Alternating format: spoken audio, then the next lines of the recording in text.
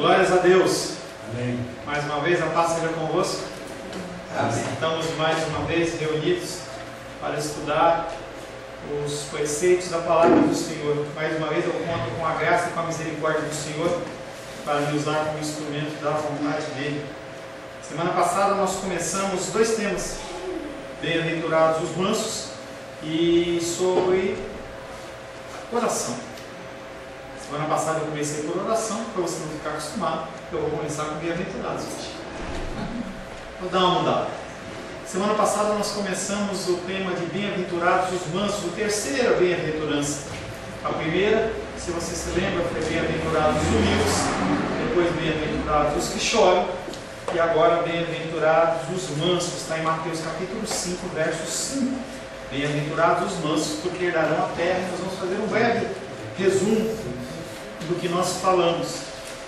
Mais uma vez, nós nos deparamos a uma bem-aventurança que é contrária ao que o mundo natural pensa.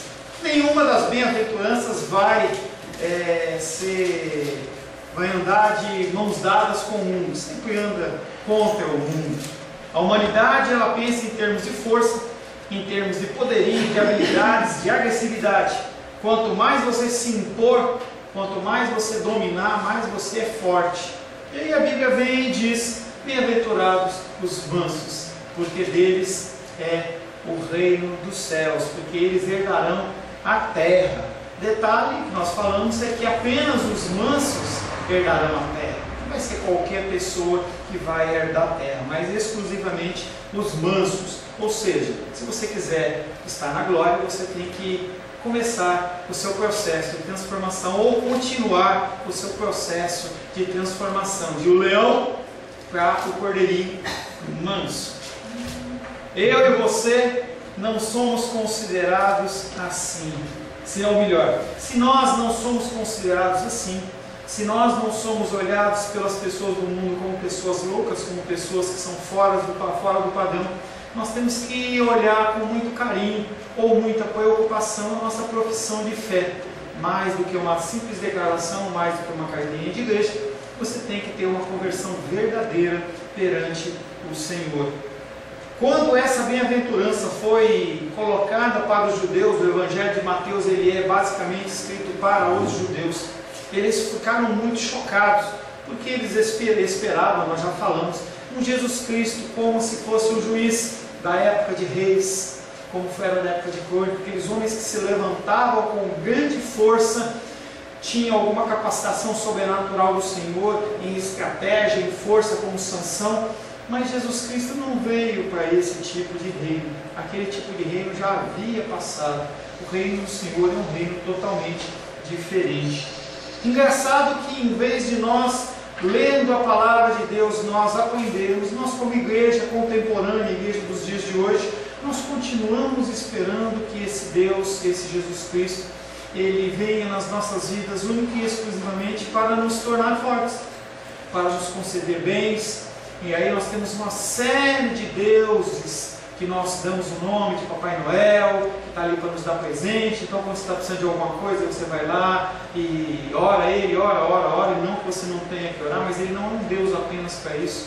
As pessoas elas acham que Deus ele não tem juízo, não tem justiça, e aí você pode fazer o que você quiser. E quando você começa a analisar o Deus verdadeiro do Novo Testamento, do Antigo Testamento, você vê que ele não se encaixa nesses padrões. E as pessoas acabam adorando, mesmo fora de igrejas que têm ídolos e imagens, elas começam a adorar um Deus que não é o Deus verdadeiro. E é um outro tipo de idolatria muito triste, porque a pessoa ela acha que ela está certa, ela acha que ela conhece a verdade, mas ela, na verdade ela não conhece. Humildade, choro e mansidão são as características de um cristão verdadeiro. E aí nós finalizamos na semana passada falando que as bem-aventuranças, conforme nós fomos caminhando nesse terreno, nesse caminho, você vai perceber que ao invés de ser um caminho plano, é como se fosse uma escada, que você vai galgando degrau a degrau. Conforme você vai se capacitando em um, você é aprovado para subir para um outro. Nós falamos que não tem como uma pessoa ser mansa se ela não for humilde antes. E não tem como ser uma pessoa que chora se antes, ou melhor, não tem como ser uma pessoa mansa se ela não chora antes. Se não é uma pessoa que consegue olhar para a sua própria pecaminosidade, olhando perante um Deus único e verdadeiro e vendo que Ele não é nada. Então cada bem-aventurança é um degrau. E a gente acompanha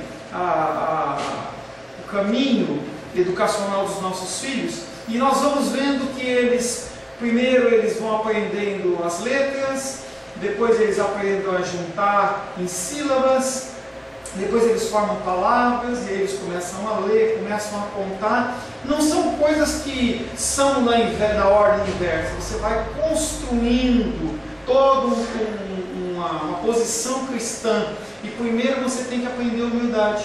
Depois você tem que aprender a ver a sua pecaminosidade perante um Deus santo. Mas então você começar a ser santo.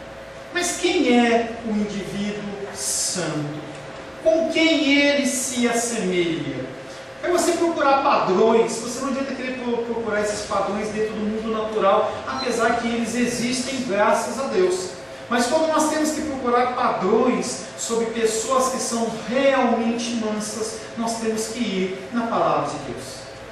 Você tem que entender que a palavra de Deus ela está nas tuas mãos com o objetivo de te fazer crescer, no objetivo de fazer com que você se aproxime mais desse Deus que você diz conhecer, mas que pouco conhece.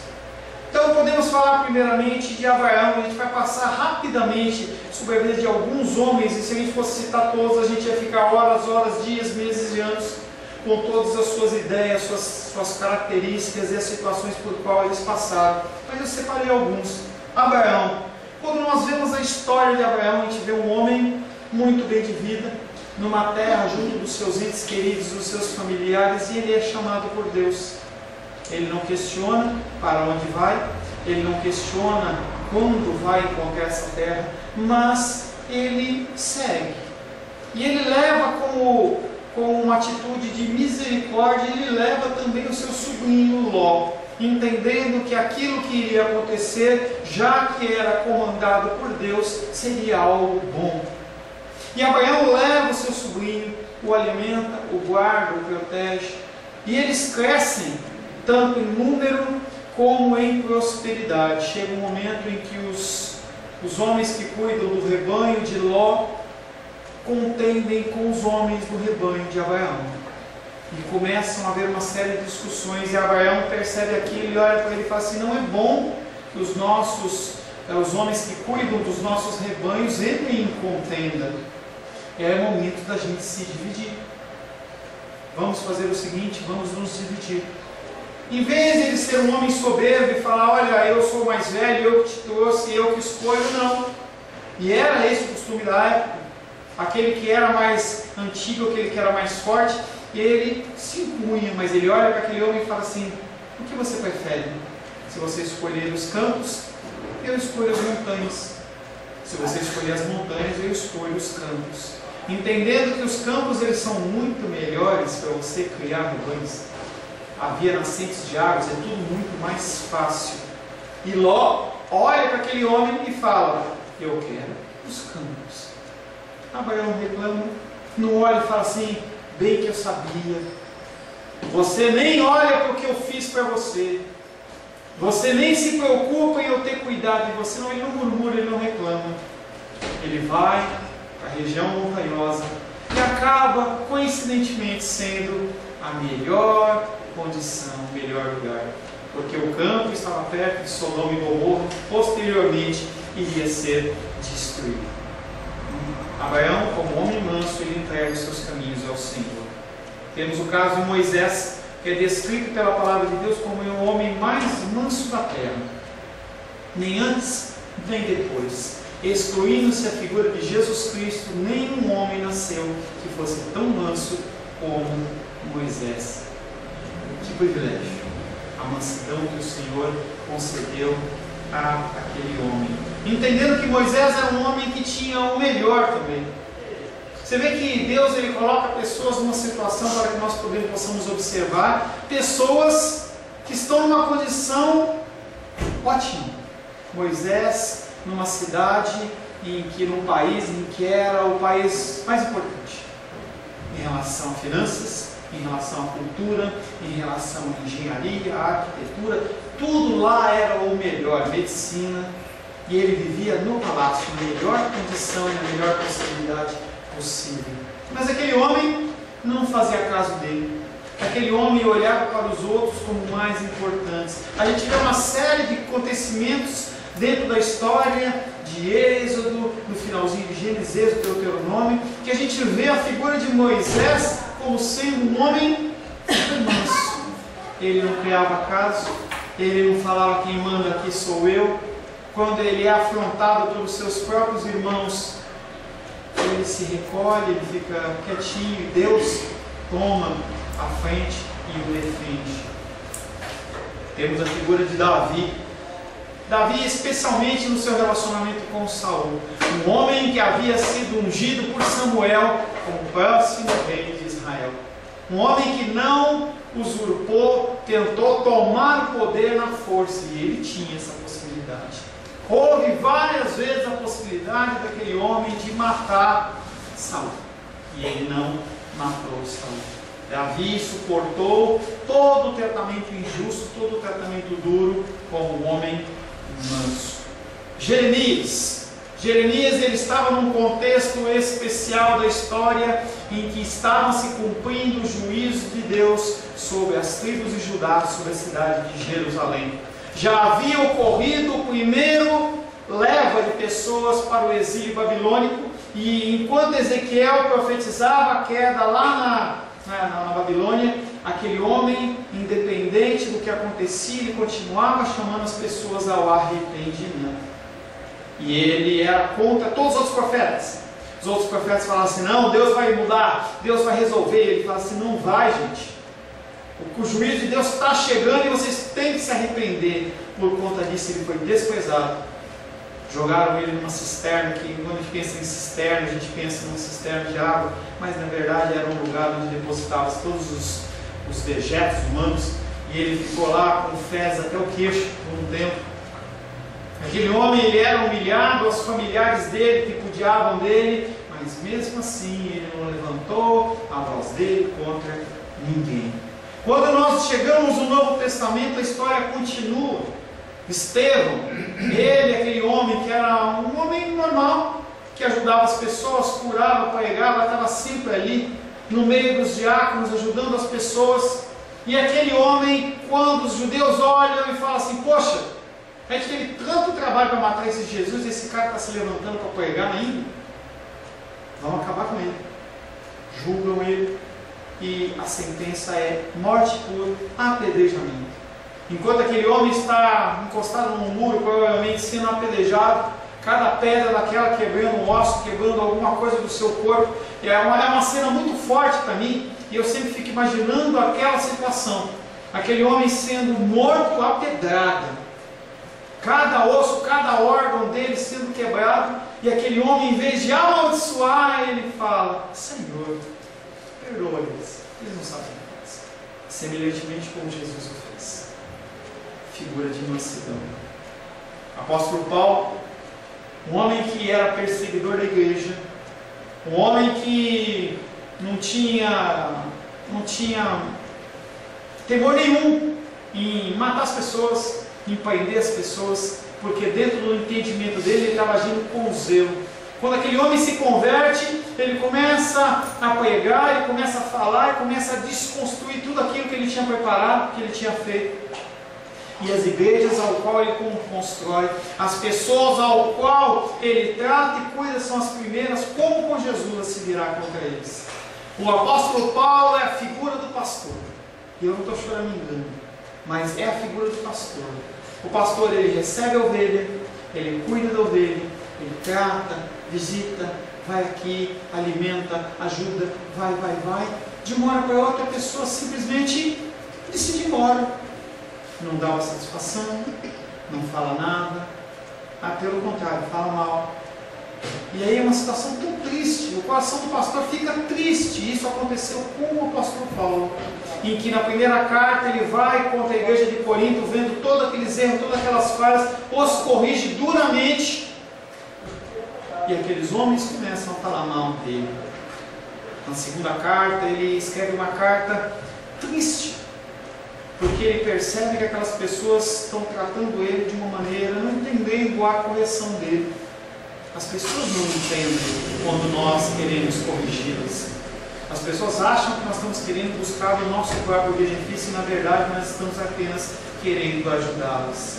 Nunca o apóstolo Paulo ele se levanta se não fosse com mansidão. Jesus, o nosso exemplo maior. Abre aí Mateus capítulo 11, verso 28 e 29, por favor.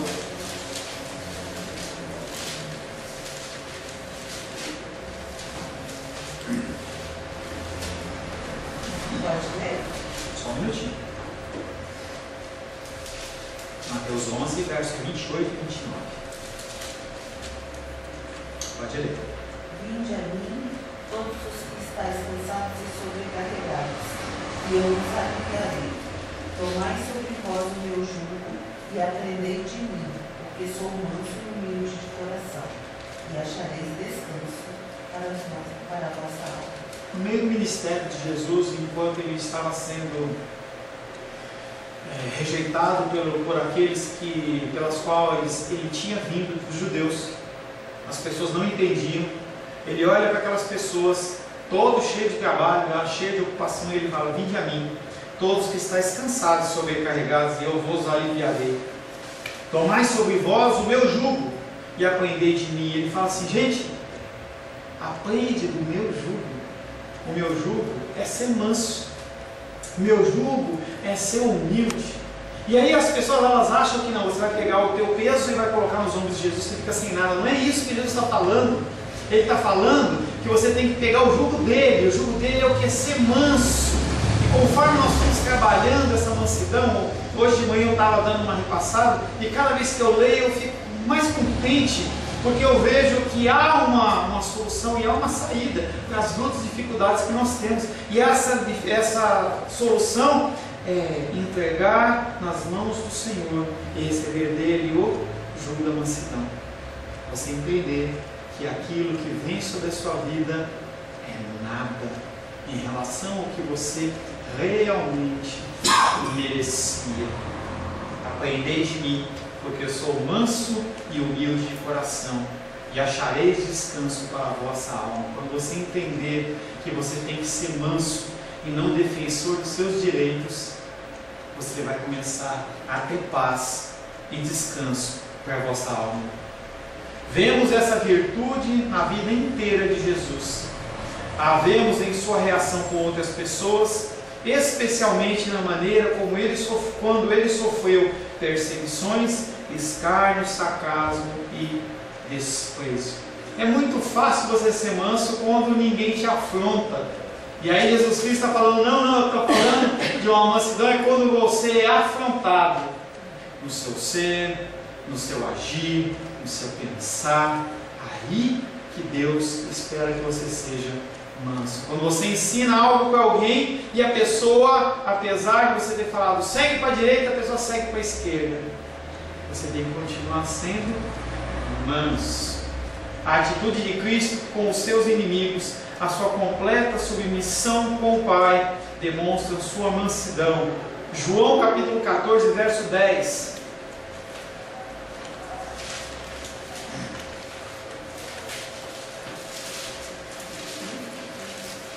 João 14, verso 10. Sebastião, por gentileza.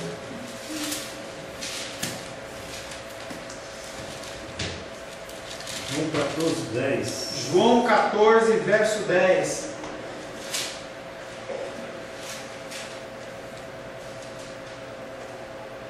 Bem? Pode ler. Não crês que eu estou no Pai e que o Pai está em mim? As palavras que eu vos digo, não as digo por mim mesmo, mas o Pai, que permanece em mim, faz as suas obras.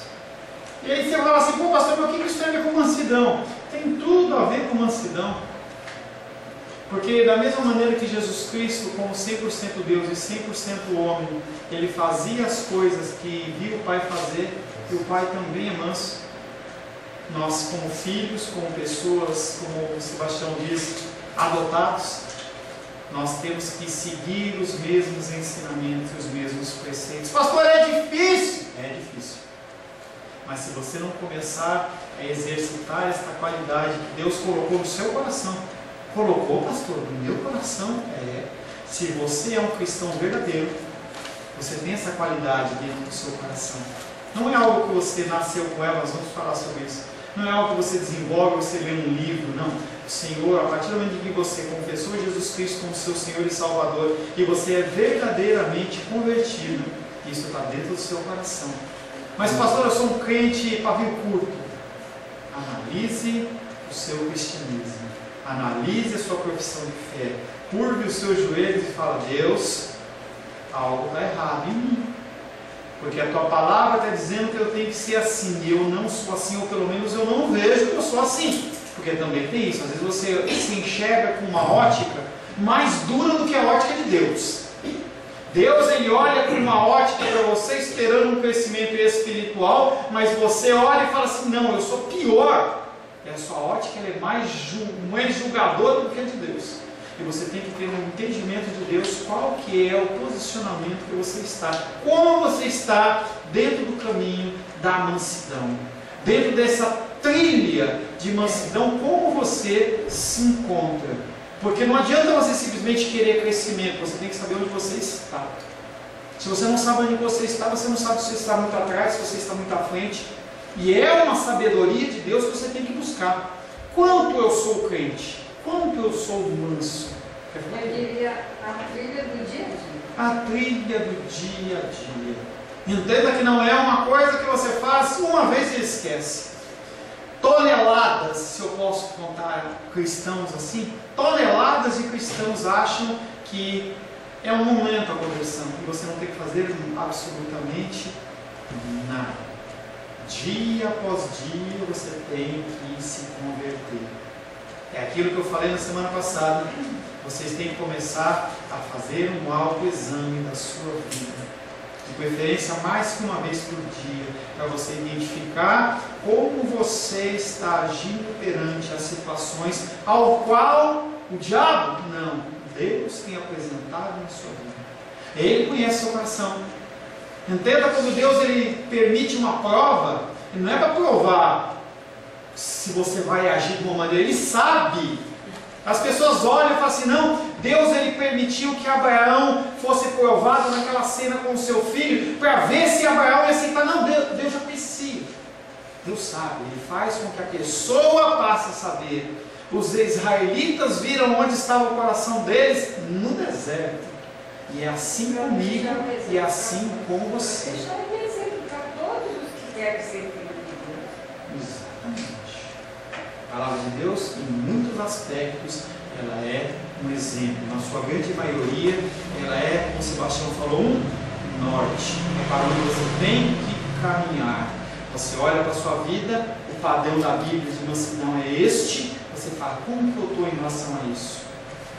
A gente acompanha os filhos em escolas, a gente vê que tem a prova mensal, a gente tem a prova diferencial, lá no Maxwell tem Max 1, Max 2, depois tem Max Total, tem uma série de formas de avaliação. O que é? A partir do que foi apresentado, quanto você absorveu disso? Essa é uma prova que você tem que fazer. Talvez você já tenha passado da escola, do tempo de escolaridade. Eu acho que ninguém está estudando mais, tá? Pelo menos dentro de uma escola, dentro do ciclo normal.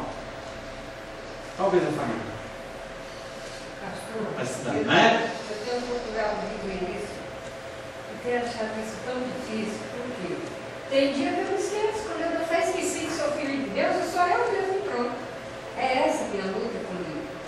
É porque naquela hora que eu preciso demonstrar que sou aquilo, eu estou totalmente esquecido. E tem mais uma coisa que eu queria falar. Nós temos uma péssima maneira de fazer as coisas, como o senhor disse no início. Pensa que Deus é essa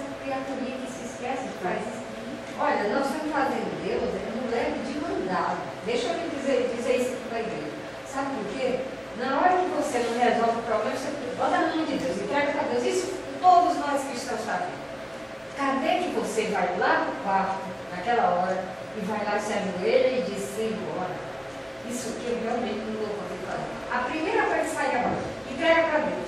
Como se Deus fosse nosso empregado. Agora eu não dei conta, agora eu vou voltar para Deus fazer. Isso é triste. E eu já me peguei muitas vezes fazendo. O nosso crescimento, o nosso caminhar, ele é diário. E nós temos que entender a soberania de Deus, o poderio de Deus e quem nós somos nessa equação. Nós temos que aprender isso. Não é difícil, não, melhor, não é fácil, é difícil porque nós contendemos carne e espírito todo o tempo. Uma coisa eu te digo, é uma coisa que a gente estava falando aqui antes de começar a aula. A gente, quando é mais novo, a gente não cuida da nossa saúde. A gente come o que a gente quer, a gente bebe o que a gente quer, a gente não faz exercício, fica ocioso e depois a gente paga o preço. Espiritualmente é a mesma coisa. Se a gente não tiver uma vida com rigor em buscar, tentar fazer as coisas conforme a vontade do Senhor, em oração, em leitura da palavra, você pode ter certeza absoluta que você vai virar uma pessoa ociosa espiritual e morta espiritual. Em tempos em que a gente combate dengue, chikungunya e zika vírus, a nossa dengue espiritual, ela bate exatamente com o livro de Apocalipse que diz: no fim dos tempos, o amor de muitos se esfriaria. Esfriaria por quê? Porque fica longe do amado das nossas almas. Você não ora, você não lê, você não busca meditar no Senhor, entra nas atividades do dia a dia no desespero, tem que resolver, e aí o que acontece? Você vai achando que você resolve, e você não resolve coisa nenhuma. E aí você, como a Reis falou, você acha que Deus é simplesmente, usa outro termo, Papai Noel. Você precisa dele, corre, entendeu? Mas primeiro você faz tudo, e ele está ali simplesmente para ser aquele que dá o presente. Você não tem nenhuma reverência, nenhum temor, nada de nada. Sabe o que é maravilhoso? Deus não está nem aí para isso. Quando você corre para Ele, Ele te perdoa e começa tudo de novo. Mas a gente tem que aprender com essas quedas que a gente toma. Aí esse que é o cristianismo, a gente aprender com as nossas quedas. Voltemos aos olhos para Cristo no jardim do Getsemane. Consideramos o retrato falado. Abre aí Filipenses capítulo 2, eu vou ler, tá? Filipenses 2, do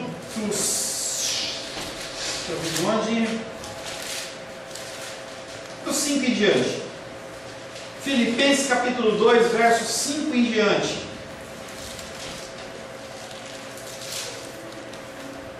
Apóstolo Paulo mandando uma carta para a igreja de Filipos, mas também uma carta para o seu coração nesta manhã. Filipenses, se você não encontrou ainda, Gálatas, Efésios, Filipenses. Encontrou, irmão Cláudio? Encontrou?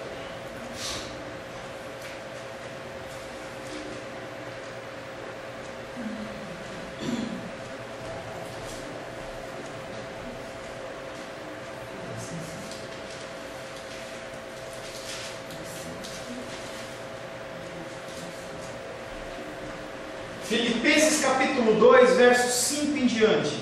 Assim diz a palavra de Deus. O apóstolo Paulo ele começa dizendo: tende em vós o mesmo sentimento que houve em Cristo Jesus, sejam iguais a Ele. Pois Ele, subsistindo em forma de Deus, não julgou com usurpação ser igual a Deus. Antes, a si mesmo se esvaziou, assumindo a forma de servo, tornando-se em semelhança de homens e reconhecido em figura humana. A si mesmo se humilhou, tornando-se obediente até a morte e morte de cruz. Pelo que também Deus o exaltou sobremaneira,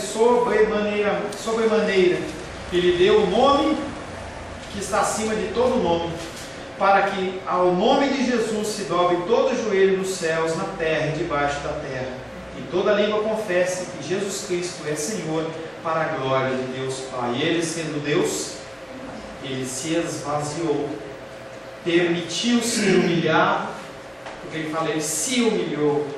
Porque ninguém tira a vida de Deus, de Cristo. Ele a dá.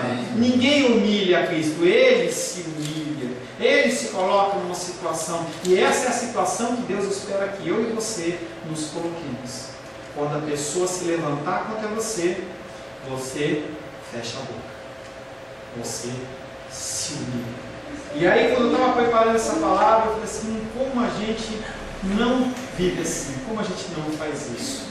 A gente acha que os nossos direitos nós temos e nós levantamos, e cada vez mais a gente se arma dos nossos poderios e das nossas leis, mas na verdade Deus espera que a gente se humilhe, porque Ele é aquele que nos resgata, Ele é aquele que nos vinga, Ele é aquele que cuida de nós. Isso é mansidão. Essa é a qualidade que o próprio Cristo quer nos ensinar. Mas o que é a mansidão? Temos examinado alguns exemplos que são representativos. O que vimos neles? Em primeiro lugar, notemos novamente que não se trata de uma qualidade natural. Volto a falar para você. Qualquer bem-aventurança, e no especial que nós estamos tratando a mansidão, não é algo que você nasce com ela. Não é algo que você consegue comprar. Não é algo que você pode fazer um curso. E aí eu faço um curso assim de uma semana para assim, como ser manso. E aí você vai aprender os 7 passos para a mansidão. Não existe isso. Como a salvação é de graça, a mansidão também é um dom entregue por Deus como um grande presente para mim e para você. Não é uma questão de disposição de berço, porque se espera que todos os crentes sejam assim. Deus espera que você seja manso. Jesus Cristo espera que você seja manso. Todo crente, sem importar o seu temperamento natural, deve ser possuidor dessa virtude. Quando meditamos a respeito desses diversos personagens que nós falamos, na parte do próprio Senhor Jesus, podemos observar que em cada caso não se tratava de qualidades com dote natural. Quando vemos Davi, ele não era uma pessoa mansa de nascimento, mas era uma pessoa em que o Senhor foi colocando sobre a vida dele, derramando a sua mansidão. E no momento de maiores lutas e dificuldades, ele escreve salmos. Que bálsamo é o meu coração e o seu coração? O livro de Salmos. Quando você está com uma dificuldade que você não consegue solucionar, quando o teu coração está angustiado, você vai lá e abre o Salmo 23. Sebastião falou sobre o Salmo 23 na quarta-feira. O teu coração se enche de paz. E outros salmos. Daniel, quando ele passa toda aquela levante sobre a vida dele, e ele é jogado na cova dos leões, depois de passar uma noite inteira do lado dos bichanos, de manhã o rei vai ver se ele está vivo, e ele não fala, ô maldito, queima Jesus, não, ele fala, ó meu rei. Você vê que a mansidão de Davi, de Daniel, entendendo que tudo era um propósito de Deus, inclusive o livramento. A ótica dele não era pelo escárnio que ele passou, e sim pelo livramento que ele estava passando.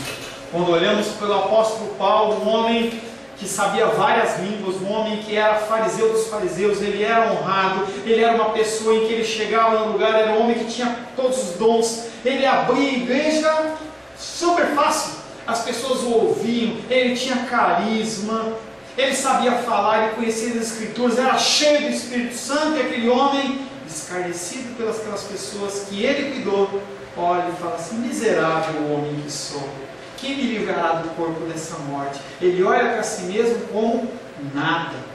Quem escreveu como Paulo? Ninguém. Você vai começar a olhar a quantidade de textos que o apóstolo Paulo escreveu, era para ele olhar e falar assim, eu sou santo. Não vai olhar para Pedro não, não olha para Tiago, não olha para esses caras, olha para mim.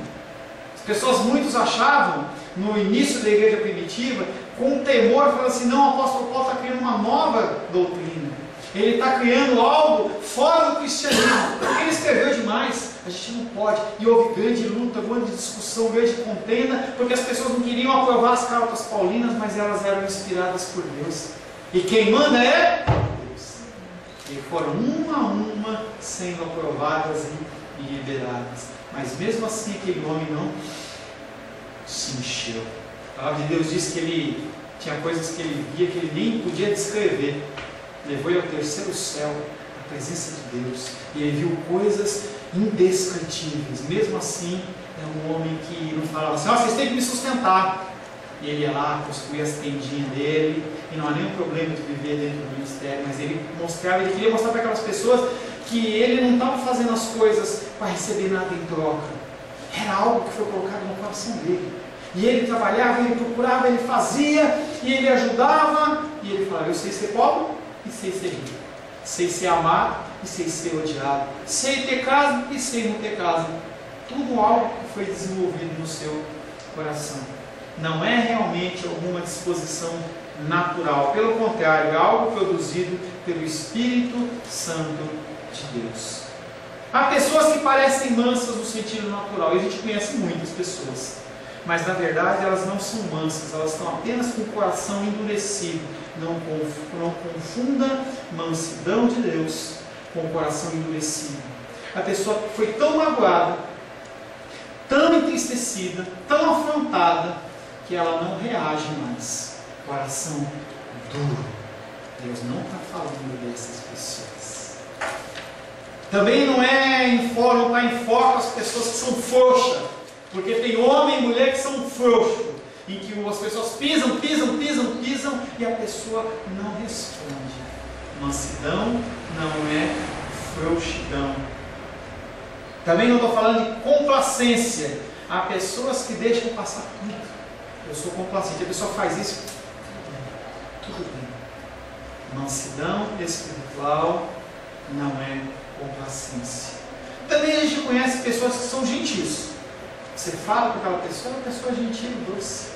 Mas ela é uma pessoa que ela é gentil, doce, como por exemplo, a Edilene gosta muito de bichinho, e aí com certeza ela pode falar para mim que tem um cachorrinho que ela ganhou, comprou, que é mais manso que o outro.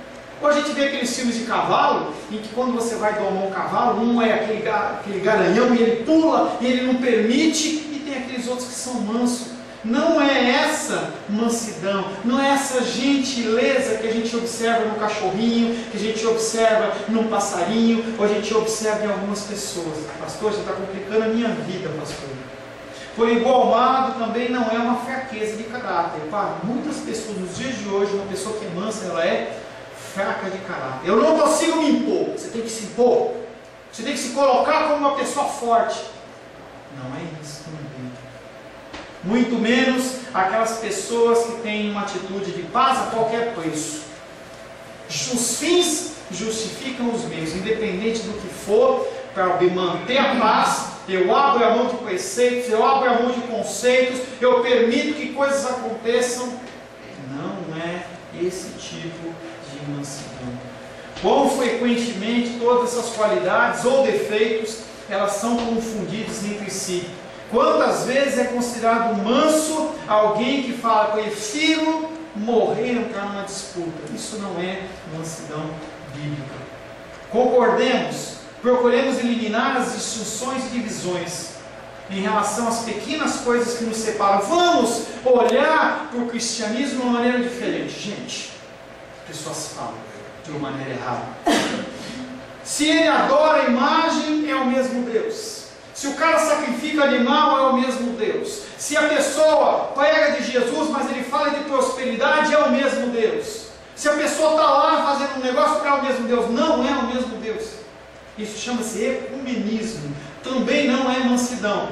E as pessoas elas falam assim: não, vamos levantar um líder mundial que junta as religiões, para que budistas possam viver junto no sentido de adoração a Deus, com uma pessoa que é muçulmano, com a pessoa que é shintoísta, com a pessoa que é umbandista, com a pessoa que é cristão, com a pessoa que é judeu ortodoxo. Não tem como juntar essas coisas. Não tem como juntar essas coisas, porque os preceitos, pilares, há coisas que não são negociáveis. E quando você olha a figura do nosso Deus, ele fala: eu sou o único Deus. E não adianta você querer pôr uma roupinha nele, não adianta você colocar olhos azuis nele, falar: não, é o mesmo Deus, porque não é. Ele pode ter um nome semelhante, mas ele não é. Contra essas coisas ele guerreou no Antigo Testamento Novo todo, no Novo Testamento, e ele vai guerrear até o fim dos tempos, porque a glória dele não dá para ninguém, não é o comunismo. A mansidão bíblica, ao invés disso, é compatível não com fraqueza, mas com força, poder espiritual. A mansidão é compatível com grande autoridade e poder. O homem manso é aquele que acredita em defender com tal empenho a verdade que se dispõe até a morrer por ela. Jesus Cristo. Pilatos olha para ele e fala assim, dá uma aliviada. Os fariseus, os líderes religiosos assim, não fala isso não. Olha para os apóstolos e fala assim, nega esse Cristo. Se tiver que morrer, eu morro. Nós vivemos num tempo muito light. Nós vivemos num tempo em que nós podemos ser cristãos ou não cristãos, e as pessoas olham e medem o seu cristianismo. Se você tem um adesivo, se tem uma camiseta de Jesus, ou se você tem um crucifixo que você coloca para fora, ou se você tem uma Bíblia que você tem debaixo do braço, isso não é cristianismo. Faz parte do, mas não é bom. As pessoas na época da igreja primitiva, na época de Jesus, as pessoas morriam, a gente já falou isso, porque elas defendiam uma causa, elas entendiam que aquilo era verdade, e hoje a gente não consegue defender nem a música que a gente ouve, a gente não consegue defender nem a nossa ida para a igreja. Se chegar uma visita, você tem que ter sabedoria em relação a isso, mas chega uma visita e você fica com medo de falar para a pessoa assim, olha, eu vou para a igreja. Porque a pessoa pode ficar magoada, pode ficar entristecida. Volto a dizer, você tem que ter sabedoria para fazer esse tipo de coisa. Mas Deus está em que patamar de prioridade para você? As coisas espirituais, elas estão em que patamar para você? Qual o valor que você dá? Deus, ele está segunda, terça, quarta, quinta, sexta, sábado para você fazer o que você quiser. E ele pede para você assim, domingo é o meu dia. Domingo é o dia que você tem que me adorar. É o dia que você vai me reverenciar, e é onde eu vou te ensinar preceitos através da palavra. E nós simplesmente negligenciamos isso. Nós olhamos para o relógio, ele pode esperar. Nós olhamos para aquela pessoa, ela é mais importante. Afinal de contas, eu estou cansado. As pessoas podem fazer todas as atividades, mas elas acham que o domingo é o dia de fazer as coisas. E todo tipo de desculpa é dada para não ir na igreja, ou não chegar na hora, ou não fazer as coisas concernentes ao reino, porque Deus entende. Deus entende. O homem manso é alguém que acredita em defender com tal empenho a verdade que se dispõe até a morrer por ela, se for necessário. Os mártires, as pessoas que morreram em prol do Evangelho, eles eram tudo menos pessoas débeis, menos pessoas frouxas, menos pessoas que tinham o coração endurecido. Pessoas morreram para que você tivesse essa Bíblia na tua mão, escrita com sangue. Estávamos orando na quarta-feira. Se você não sabe, tem uma oração na quarta-feira que você pode vir para orar. Tá? Nós estávamos orando na quarta-feira e em uma das orações nós agradecemos. E também clamamos por um povo, se não me engano era Malásia, ou era um desses países, em que o missionário falava assim, eu não consigo evangelizar as pessoas porque eu não tenho uma Bíblia no meu idioma. E nós oramos para que o Senhor levantasse pessoas que pudessem talvez morrer, para que o Evangelho pudesse ser traduzido na língua daquele povo, e assim pudessem ter o privilégio de ter a Bíblia nas suas mãos. E você tem, e você não faz questão nenhuma, nem de ler, nem de trabalhar, nem de fazer nada. Ela simplesmente, como a Suzy falou, quando você está desesperado, aí você quer abrir a Bíblia rapidinho assim. Não é isso que é mansidão, querido.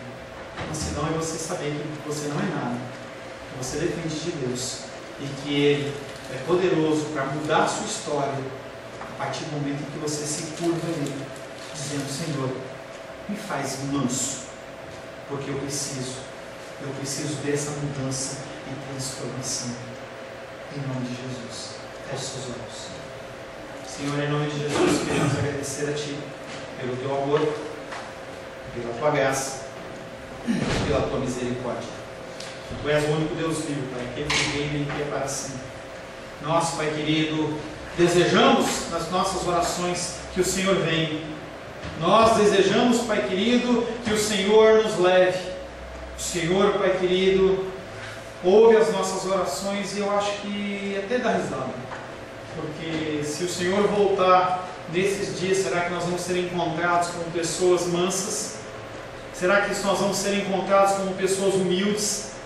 Será que nós vamos ser encontrados como pessoas que choram? E nós sabemos, Pai querido, que apenas aqueles que são mansos herdarão a terra.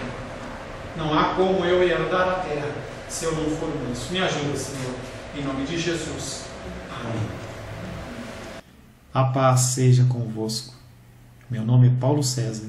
Eu sou pastor da Igreja Cristã Semente de Vida, aqui em Brasília, Distrito Federal.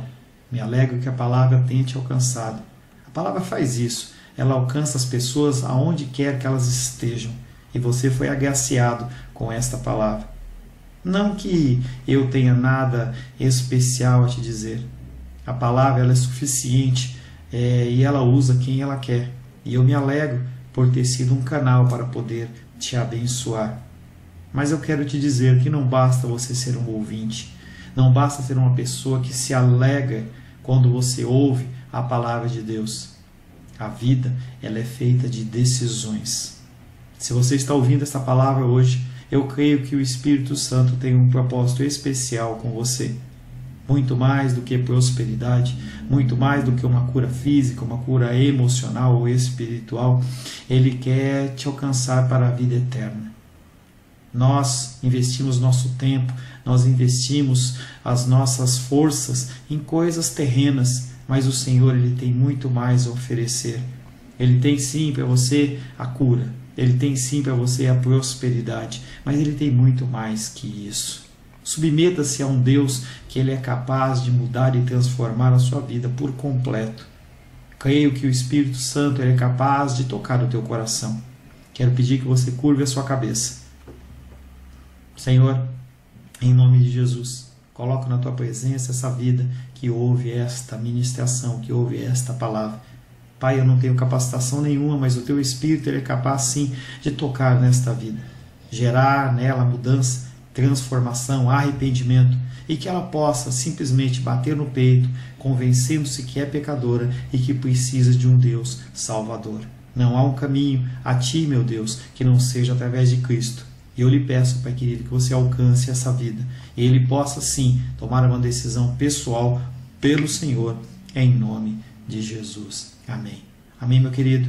Amém, minha querida. Fico contente que você esteja ouvindo essa ministração até o fim. E peço que você não se limite a ouvir os cultos pela internet. Você procure perto da sua casa uma igreja, um lugar que proclame a palavra do Senhor. Eu oro para que o Espírito Santo te direcione nessa busca, porque muita coisa tem sido oferecida que não é o Evangelho. Eu abençoo a sua vida em nome de Jesus. Amém.